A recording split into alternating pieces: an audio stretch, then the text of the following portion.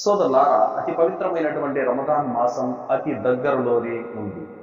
దానికి తగినటువంటి ప్లానింగ్ అనేది తప్పనిసరిగా మనందరిలోనూ ఉండాలి.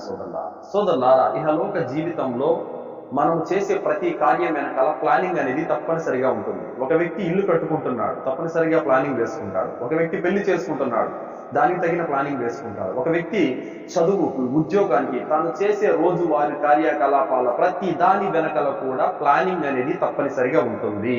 ప్లానింగ్ లేకపోతే కనుక ఆ కార్యం అనేది విఫలమైపోతుంది సోదరులారా. కావున ముందస్తు ప్లానింగ్ అనేది ప్రతి కార్యానికి ఉండాలి.